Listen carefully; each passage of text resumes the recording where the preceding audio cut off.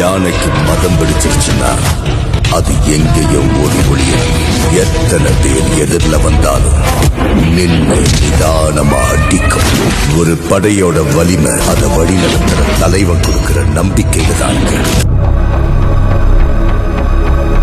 Sir இந்த ஆனா உங்க ஊர்ல தானே இருக்கு? நம்ம வேலோட யானை.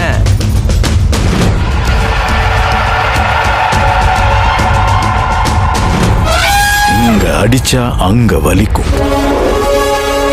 நீங்க கனவுல ஒரு யானை பத்தன்னு சொன்னீங்களே? ஆமா, அதை நான் பார்த்தப்பா.